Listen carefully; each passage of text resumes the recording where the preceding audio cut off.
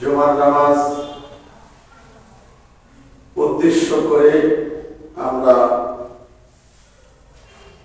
পবিত্র জুমার নামাজ আদায় করার উদ্দেশ্যে মহান রব্বুল আলামিনের কুদরতি পায়ে সিজদা দেওয়ার উদ্দেশ্যে পায়রবি দাসত্ব করার উদ্দেশ্যে আমরা সকলে সমবেত হয়েছি। আজকের পবিত্র জুমার নামাজের সম্মানিত মহাশ্রদ্ধেয় আখিরি নিশান দরবার শরীফের মহামান্য বদিনী হুজুর পাক, সম্মানিত আশিকান জাকিরান মুমিন মুসলমান ভাইরা, আল্লাহ রাব্বুল আলামিনের দরবারে শুকরিয়া যে রব্বে কারীম দয়াময় প্রভু আমাদেরকে দুনিয়ার সকল ঝামেলা থেকে মুক্ত করে দুনিয়ার সকল কাজকর্ম থেকে, ব্যবসা বাণিজ্য সকল কাজকর্ম থেকে মুক্ত করে আল্লাহ তাআলা অল্প সময়ের জন্য মালিকের কদমে সিজদা দেওয়ার জন্য নির্বাচিত করে মসজিদে পাঠাইছেন। শুকরিয়া আদায় করি, বলি আলহামদুলিল্লাহ। ইয়া হাবিবি সরকার দো আলম সরওয়ারে কায়নাত তাজদার মদিনা, বিশ্ব নবী মায়ের নবী তিন নবী সরকার দো আলম নবী জনাবে মুহাম্মদ রাসূলুল্লাহ সাল্লাল্লাহু আলাইহি ওয়াসাল্লামের শানে লাখো কোটি দরুদ সালাম মহব্বতের সাথে সকলেই বলি সাল্লাল্লাহু আলাইহি ওয়াসাল্লাম।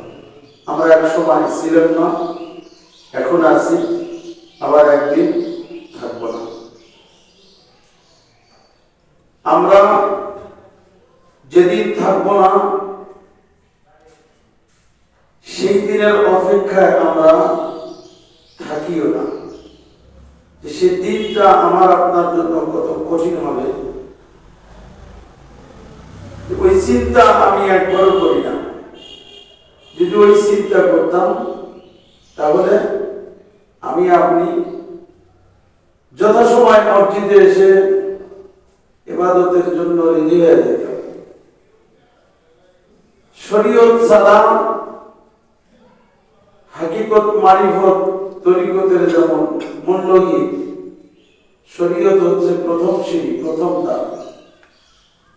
কলা ছিলে কলার যে শুকলা আছে ফলা দিয়া বাজারে যেমন বিক্রি করা যায় না, তেমন শরীয়ত ছাড়া হাকিকত মারিফত তরিকত হাসিল হয় না। কারণ এই জায়গায় আমরা আসছি এবং আসি, এই মসজিদটা সব মসজিদের চাইতেই একটু ভিন্ন রূপে। কারণ এই জায়গায় আধ্যাত্মিক নিয়ে খেলামেলা হয়। এই জায়গায় আসলে মানুষের কাল চিন্তা হয়। এই জায়গায় আসলে মানুষের ভাগ্যে পরিণতি হয়, ভাগ্যের চাক্কা ঘুরে যায়। এই জায়গায় আসলে মানুষ অমানুষ মানুষ হয়ে যায়, সুদখোর ভালো হয়ে যায়, ঘুষখোর ভালো হয়ে যায়, জেনাখোর ভালো হয়ে যায়, মদখোর ভালো হয়ে যায়। এরকম হাজার হাজার প্রমাণ আছে যে আমাদের জিন্দাওয়ালি জিন্দাবীর খাজা বাবা তামাই বাগী রহমতুল্লাহ আলাইহি ওনার নিসবতে ভর্তি হয়ে অনেক অমানুষ মানুষ হয়ে গেছে, যাদের বাড়ি ঘর জায়গা জমি কিচ্ছু ছিল না, তাদের হয়ে গেছে।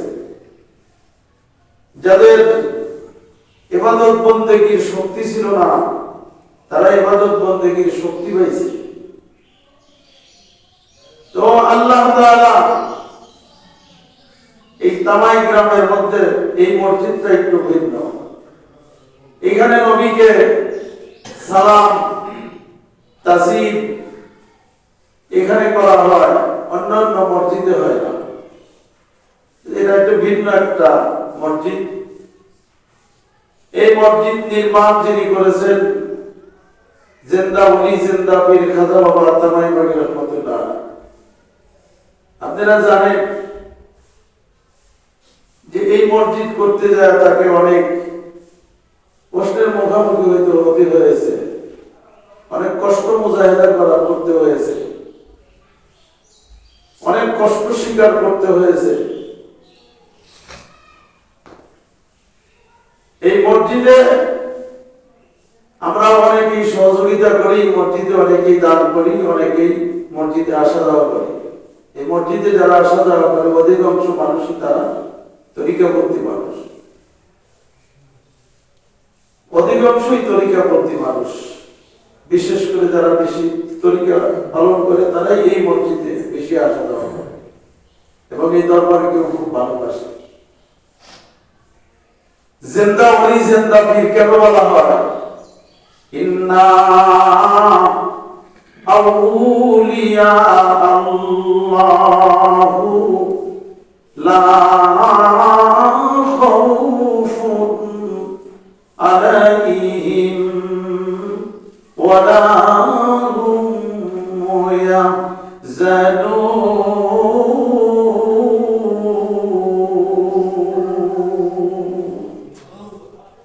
আল্লাহ তাআলা বলে, যারা আমার বন্ধু, যারা আমার হয়ে গেছে, আমি যাদের হয়ে গেছি, যারা আমার আউলিয়া, যারা আমার বন্ধু, কোনদিন তারা মরে না। এই জন্য আমরা জিন্দা ওলি বলে থাকি। হাবিবে কিবরিয়া জনাবে মুহাম্মদ রাসূলুল্লাহ সাল্লাল্লাহু আলাইহি ওয়াসাল্লামের ওফাতের পরে যখন দেহ মোবারক খাটিয়ার উপরে শোয়া রাখছেন, তখনই আল্লাহ তাআলা সূরা বাকারার আয়াত নাযিল করে দিয়েছেন, ওয়ালা তাকুনু লিমান ইউকতালু ফি সাবিলিল্লাহি আমওয়াত বাল আহইয়াউ ওয়ালাকিন লা তাশউরুন। আল্লাহ বলেন, আমার হাবিব মরে নাই, আমার হাবিব মরে নাই। আমার হাবিবের অংশীদার যারা, আহলে বায়েত যারা, তারাও মরে না। বুঝা গেল? তার আহলে বায়েত কারা, অংশীদার কারা? মুহাম্মদ রাসূলুল্লাহ সাল্লাল্লাহু আলাইহি ওয়াসাল্লাম জীবদ্দশায় হযরতে আলীর কাছে তরিকতের ভান্ডার জমা করে গেলেন। শুধু তাই না, খেলার বলতে কোনো কথাই আগে ছিল না, এ ভাষাই ছিল না। মুহাম্মদ রাসূলুল্লাহ সাল্লাল্লাহু আলাইহি ওয়াসাল্লাম বলেন, আমি যেদিন ওফাত করব সেদিন থেকে নবুয়তের দরজা বন্ধ, নবুয়তের দরজা আর খোলা হবে না। অর্থাৎ কোন পয়গম্বর, কোন নবী আর কিয়ামত পর্যন্ত আসবে না। তাহলে এই দুনিয়া চলবে কেমনে? এই দুনিয়াটা কে পরিচালনা করবে? কারণ ঈসা আলাইহিস সালাম ওনাকে যখন চৌথ আসমানে উঠায় নিয়ে গেলেন, চৌথ আসমানে নেওয়ার পরের থেকে 500 বছর পর্যন্ত এই দুনিয়ার জমিনে কোন পয়গম্বর আল্লাহ পাঠান নাই। না পাঠানের কারণে যেগুলো মানুষ ছিল সব মানুষ হয়ে গেছে, ইসলাম হারিয়ে ফেলেছে, মানুষ সব ধ্বংস হয়ে গেছে। নারী পুরুষের কোনো ভেদাভেদ ছিল না, স্বামী স্ত্রীর কোনো ভেদাভেদ ছিল না, ভাই বোনের সঙ্গে কোনো ভেদাভেদ ছিল না।